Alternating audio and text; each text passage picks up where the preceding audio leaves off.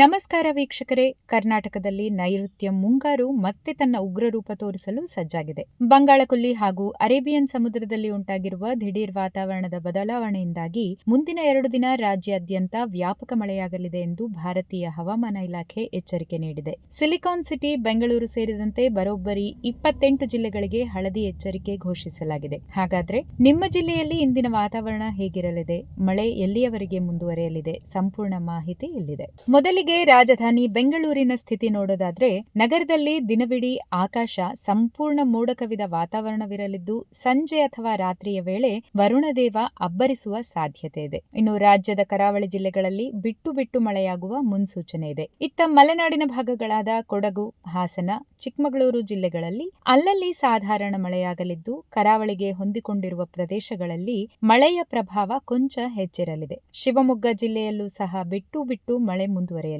ಇತ್ತ ಉತ್ತರ ಕರ್ನಾಟಕದ ಮುಂಗಾರು ಚುರುಕಾಗಿರುವುದರಿಂದ ಮುಂದಿನ 10 ದಿನಗಳವರೆಗೆ ಉತ್ತರ ಕರ್ನಾಟಕದಲ್ಲಿ ಮಳೆಯ ಅಬ್ಬರ ಮುಂದುವರಿಯುವ ಸಾಧ್ಯತೆ ಇದೆ. ಬೆಳಗಾವಿ, ಧಾರವಾಡ, ಹಾವೇರಿ, ಗದಗ ಹಾಗೂ ಕೊಪ್ಪಳ ಭಾಗದಲ್ಲಿ ಸಾಧಾರಣ ಮಳೆಯಾಗುವ ಮುನ್ಸೂಚನೆ ಇದ್ದರೆ, ಬೀದರ, ಕಲಬುರಗಿ ಮತ್ತು ಯಾದಗಿರಿ ಜಿಲ್ಲೆಗಳಲ್ಲಿ ಭಾರೀ ಮಳೆಯಾಗುವ ಸಾಧ್ಯತೆ ಇದೆ. ರಾಜ್ಯದ ದಕ್ಷಿಣ ಒಳನಾಡಿನ ಜಿಲ್ಲೆಗಳಾದ ಬೆಂಗಳೂರು, ರಾಮನಗರ, ಕೋಲಾರ, ಚಿಕ್ಕಬಳ್ಳಾಪುರ, ತುಮಕೂರು, ಚಿತ್ರದುರ್ಗ, ದಾವಣಗೆರೆ, ಬಳ್ಳಾರಿ, ವಿಜಯನಗರಗಳಲ್ಲಿ ಬಿಸಿಲು ಹಾಗೂ ಅಲ್ಲಲ್ಲಿ ಮೋಡದ ವಾತಾವರಣದ ಮುನ್ಸೂಚನೆ ಕಂಡುಬಂದಿದೆ. ಒಟ್ಟಿನಲ್ಲಿ ಮುಂದಿನ 2-3 ದಿನ ರಾಜ್ಯಾದ್ಯಂತ ಮಳೆ ಹೆಚ್ಚಿರಲಿದ್ದು, ನಿಮ್ಮ ಊರಿನಲ್ಲಿ ಇವತ್ತು ಮಳೆ ಆಗ್ತಾ ಇದೆಯಾ ಇಲ್ಲವಾ ಅನ್ನೋದನ್ನ ಕೆಳಗೆ ಕಾಮೆಂಟ್ ಮೂಲಕ ತಿಳಿಸಿ.